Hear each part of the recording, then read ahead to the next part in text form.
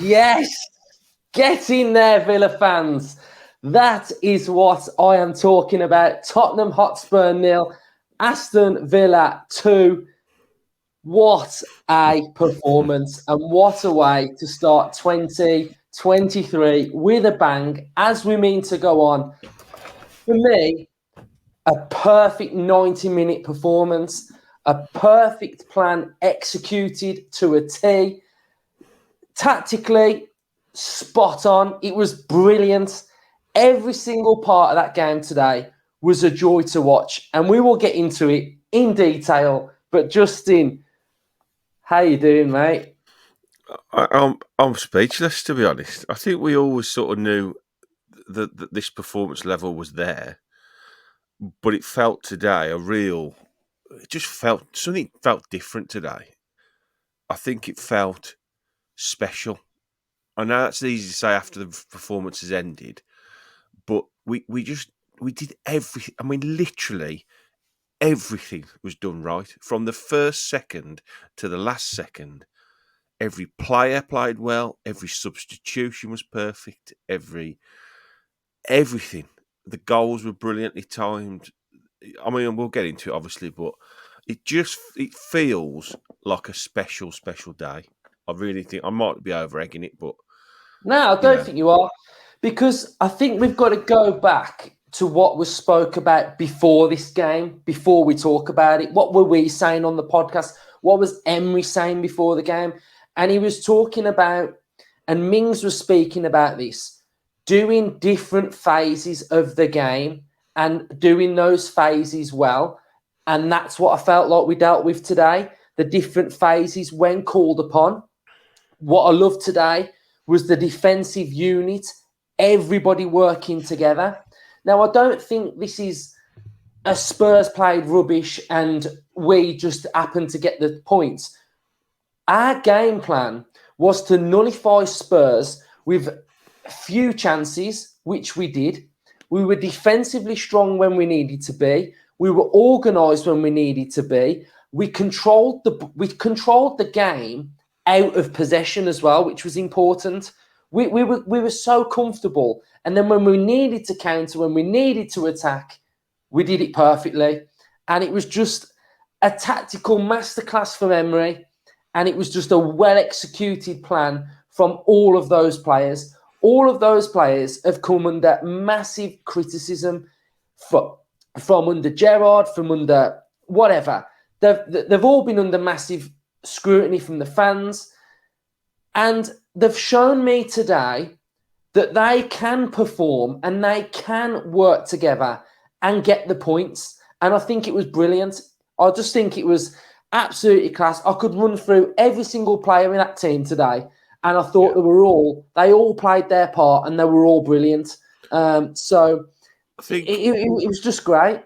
I think when you start at the beginning with the team selection, it would have been so easy for him to put Martinez and Cash in that team today. And not one fan would have said a word. They'd have just said, yep, very expected. Martinez is back, Cash is back, sound. They're the mainstays. So to stick with Olsen and Ashley Young, when probably two of your most senior, nailed-on starters are sitting on the bench, takes some balls, doesn't it? But he stuck with the team that we all probably agreed that, the result didn't match the performance against Liverpool. So, he obviously saw enough in that game to say, yeah, we'll go again. I'm happy with the first 11. We've got a strong bench, and if needed, they're there. So that took a lot of balls from Emery to go with the first 11. And the first half was perfect for me. In my head, I always think away from home, if you can get in at 0-0 away from home and silence that home crowd, you've done the first part of your job. And we did that magnificently in the first half. When I was watching it, I was looking at the first 20 minutes. And after 7 minutes, Villa had 77% possession away from home. In the first 7 minutes, that was. So when I'm saying we were controlling the game, We controlled the start of the game away from home. First 7 minutes, 77% possession. We were knocking it around comfortably. Yeah. And we were just controlling it. I mean, think- Watkins had that one-on-one where he Yeah. really should have done, he should have put us 1-0 ahead. But first 20 minutes, we controlled that game. I was a little bit worried in that first 20 minutes, only that I felt we were really overplaying at the back, and I was a little bit concerned that if one of those little intricate sort of triangles went astray or somebody misplaced a pass, when you're doing it that deep in your own sort of penalty box area, you sort of thinking, oh God, this has got to be perfect, and that's obviously something that he's worked on a lot. We saw that a lot in those little games before we came back after, during the World Cup, that knocking it around the back definitely nullifies, and it takes the sting out of the opposition, which is exactly what they did.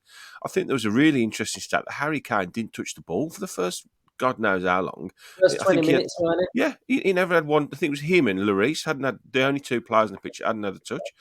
So that definitely played into sort of Emery's tactics of right, let's take the sting out of them. They are having a bit of a ropey spell at the moment, and they are conceding the first goal in loads of every single game they're playing in. So he knew that going into the game, and he knew that if we could take the sting out of them at home, the last thing you want to do, New Year's Day, is go somewhere and play expansively in the first 20 minutes, get done, and go 1-0 down. The stadium's, that kind of size stadium, they're all over you then. The players are straight up, and the fans are like baying for blood, and you're really up against it. So to take the sting out of the game as well as they did, I was a little bit concerned at half-time, brutally honest, that we wasn't getting forward enough. I mean, I wasn't overly concerned, but I felt, right, okay, we've done the defensive side of the game fantastically well. The midfield double pivot was literally shielding the back four phenomenally well, which allowed the back four to have that little bit of confidence and a little bit of breathers to know that there was like two stages, before they got anywhere near our goal. But I felt, okay, we've now got to find a way somehow in the second half of creating that chance to go and win the game. And that's how it turned out, didn't it? But the first half for me was just tactically, as an away game goes, as perfect as you could want it, to be honest. I mean, when we went 1-0 ahead 2-1 ahead against Brighton, and we went for that sort of 6 at the back 5, we were doing that again in the first half. In the first half of that game, we had John McGinn and we had Emi Buendia that were tucking in, creating that 6 at the back. That was nullifying the width that Spurs were creating out wide, with their wing backs. So I thought that was brilliant tactically, because what it enabled is there was no space down the flanks. They had to come inside. There was no space inside because we've got this flat back 6. And the 2 6s, yeah. And the 2 6s. The 2 6s shielding that sort of central area as well. So, like we saw towards the end of the game, which was a very similar thing that they was doing at the start, it was okay. By that point, obviously, we're well ahead. So it was shut up shop. That was a different way of doing it, if you like. But yeah, that first half was, if that's every away game, I know the Brighton game was slightly different because we conceded very, very early and we had to fight our way back into that game. But this, going away to somewhere like Spurs, who've got a team full of quality, it was phenomenal. And then half time, obviously, they go in and he just tweaks it a little bit tactically, doesn't he? He's like, right, you've done your jobs really well now. We're in a good position now. They know they're in the game. The crowd are very, very quiet. So now we've got to go and find a way to open them up and see, whilst keeping that back door firmly shut and doing what you're doing, frustrating them, let's see if we can get a bit further forward without going gung-ho. It was never gung-ho, was it? It was never end-to-end. That sort of, the first goal we scored was created from good play, wasn't it? Which, we're capable of doing that. And I was a bit critical of Emi Buendia. I sort of thought that one of the ways we could possibly get him back into it would be maybe switching him and Coutinho, because he had seen so little of the ball, although he defensively did his work really well. But fair play to him. He popped up in the right place at the right time and calmly slotted the first, which was fantastic. Yeah, it was a good, well-worked goal as well, wasn't it? And I think Watkins was instrumental in that as well, for picking up on that rebound, dragging it back round and giving it to Buendia. So it was a fantastic goal.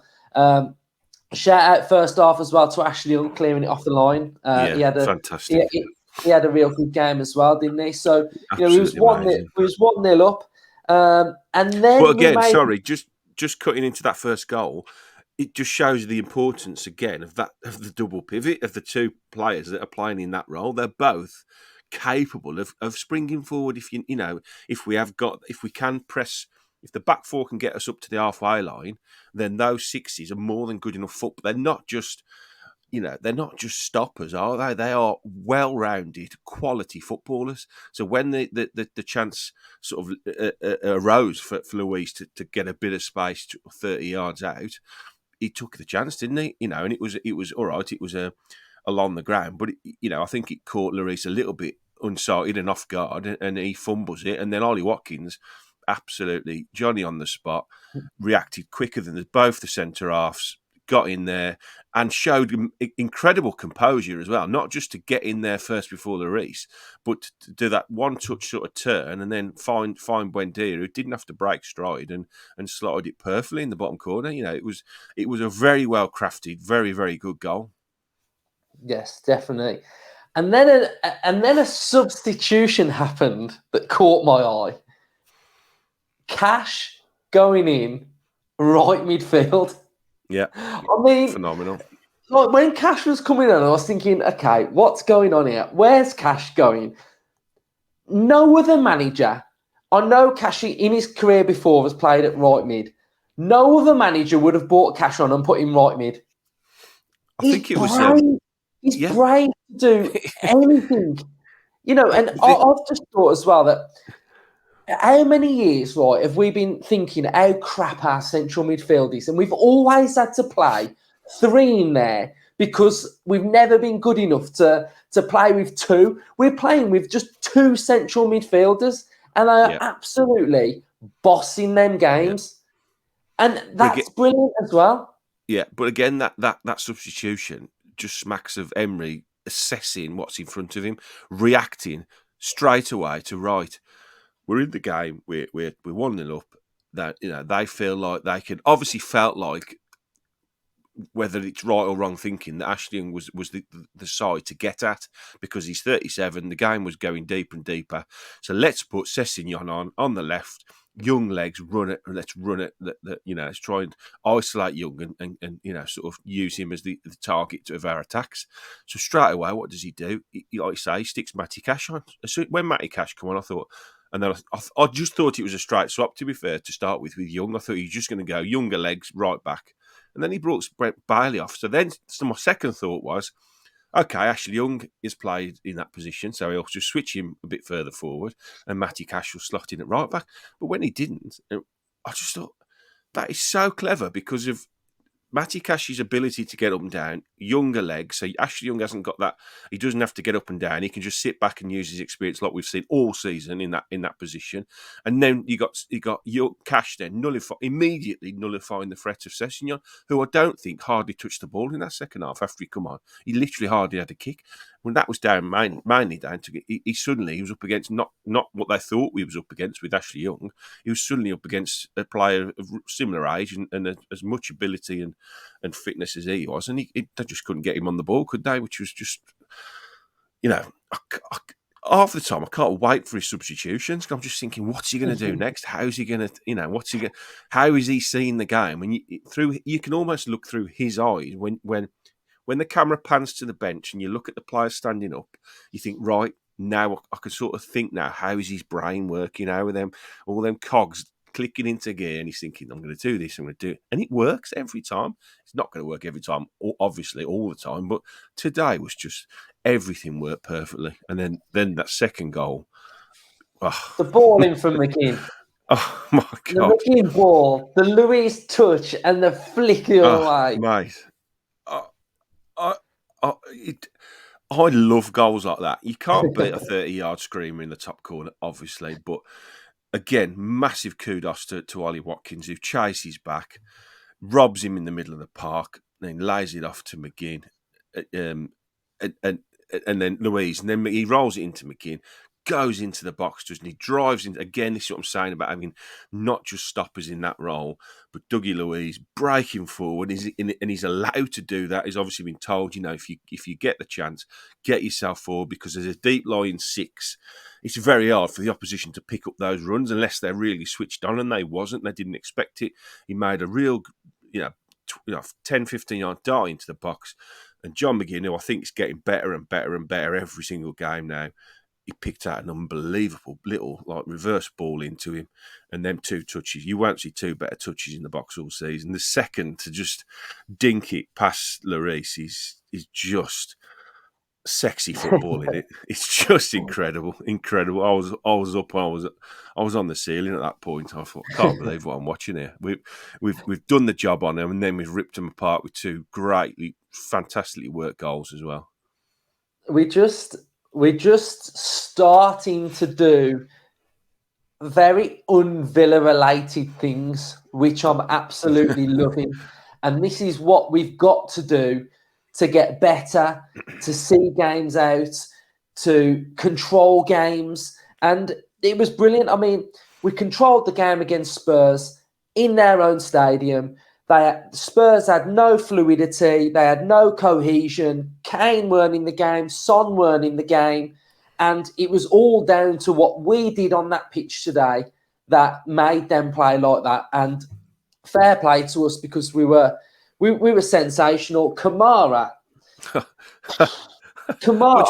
was just going to say, we're 16 minutes in, and we've not even mentioned him. Exactly.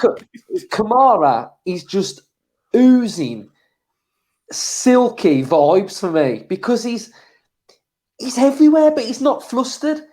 He's mopping stuff up. He's connecting well with Luiz. That partnership's working brilliantly. You've got McGinn, who's now just knows the role. He knows the role he's meant to be doing.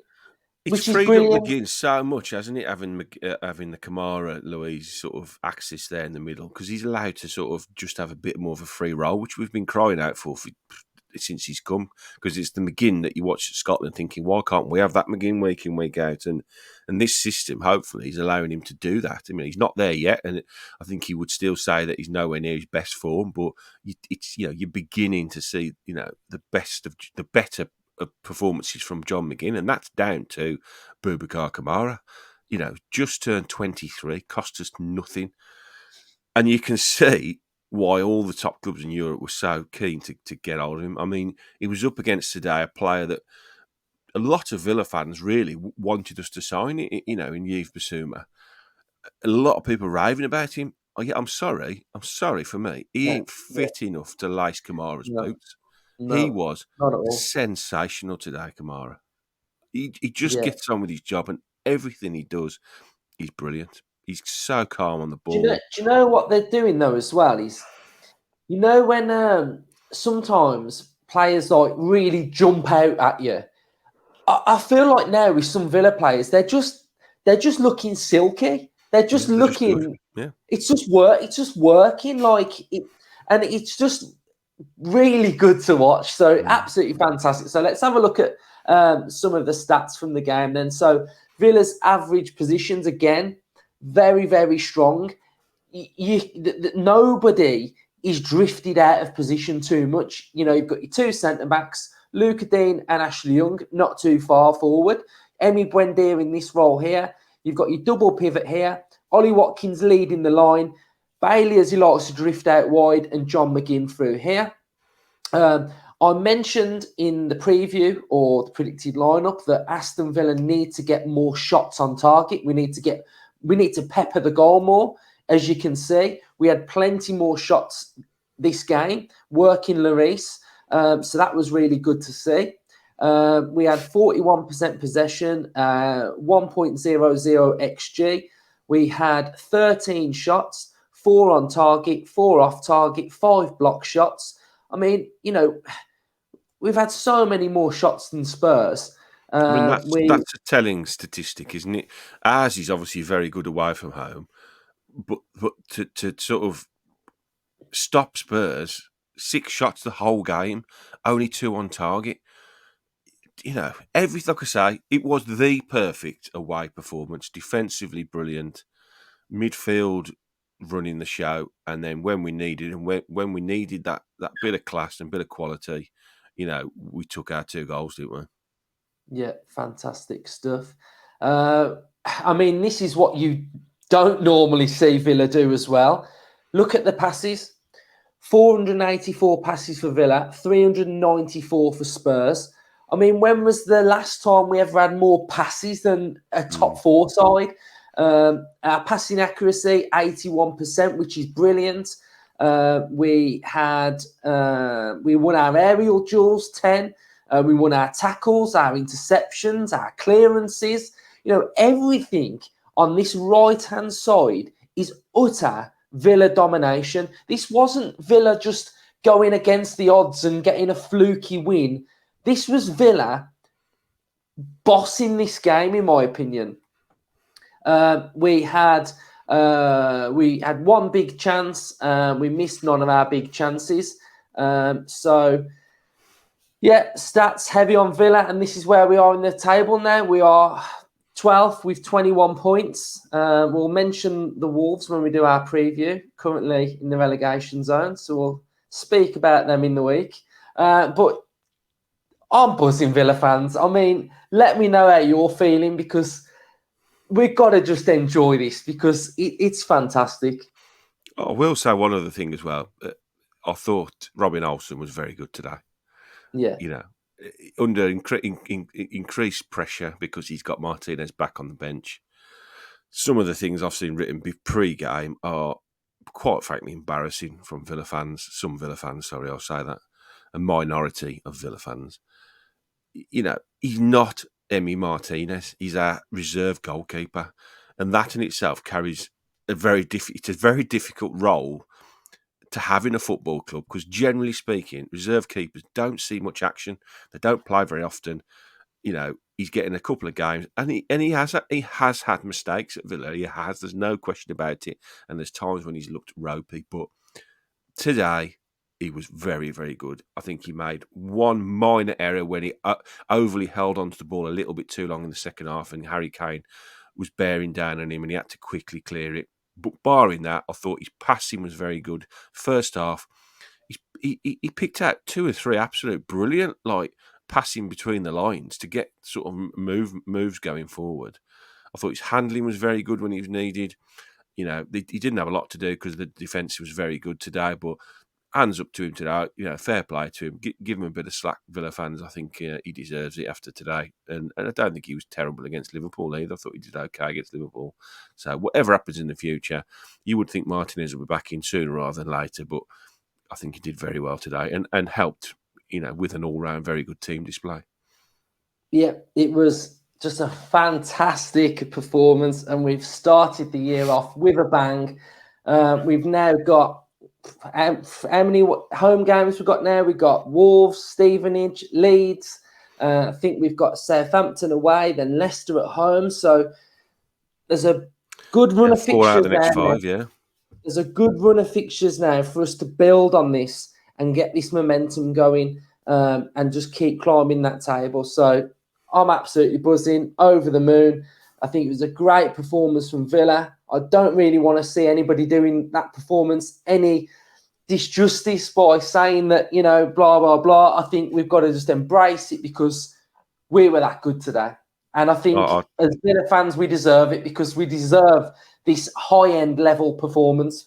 And fair play to Emery. And, what a signing he's been, getting him in for Villa, because what I'm seeing him doing is stuff I've not seen, if I'm being honest. I'm 33. I'm not seeing the greatest of Villa managers in my lifetime. And, I watch football and I watch it I look out for the weird stuff and the stuff that probably some people don't look at. And everything that I'm seeing is really, really good. I totally agree. I think he's been a breath of fresh air. Before he came in, we had 2 points from 6 games away from home. We've now won our last 2 away games at 2 very difficult places to go as well. 3 out of 4 wins. Very good performance in Liverpool, but just unlucky. I love watching him on the touchline a couple of times in the second half when he was putting those last-minute substitutions on. I was just like transfixed on him, trying to see what he's saying. He was saying something to Mings at one point.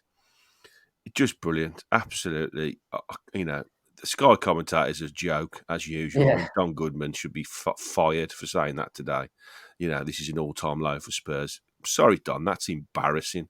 Absolutely embarrassing to say something like that. We were magnificent today, and anybody that tells me anything different doesn't know what football is all about. We are definitely on the right path. We've got some nice looking fixtures coming up. We know that doesn't always go as you hope it would go, but I've never been so confident now of when I go and watch Villa that we're going to put out a really good, and this is it now, the consistency that we were all cried out for at the start of the season. I can see it. It's there now. It might not be there every week, but it's going to be there very quickly. We're going to hit this consistency, and if anybody's going to beat us now, they're going to have to play well, and that's all I ask for with Villa. If we come away from a game we've lost, they're going to have to outplay us, outfight us, outpass us, out everything us, because we've got a manager now who is just top quality. Okay, so Unai Emery's come in at home against Man United, won 3-1. Away at Brighton, we won 2-1. After being 1-0 down. Could have got something out of Liverpool. Played well. Beat Unlucky in Spurs away. unlucky in the League Cup win, the League Cup against Man United as well. We played well that night. Those 4 games are against teams that were all in the top half of the table, all playing fantastically well. We haven't played mugs, have we? When do we ever beat teams in the top 7? We don't do that. We haven't done it for years, and we've done it already. So already, if you go to say like an Etihad or Stamford Bridge or Anfield or whatever, they know that we're going to have a game plan and it's going to be a difficult game, and that's half the battle. Because half the time it's been an easy ride because we've got a woeful away record. We never win away from home, but now that narrative has completely changed. So I just think it just puts us in a really good stead. And my last point from today is that in the 90th minute, Unai Emery is shouting, press, press, press. It wasn't get back, defend, 6, 7 at the back, everybody defending like doggedly. He wants us to press on the front foot. So it's great. It's absolutely fantastic. So enjoy it, Villa fans. We will have episodes out tomorrow and building up to Wolves as well. So, subscribe if you're new. Up the Villa. Up the Emery, up the Villa.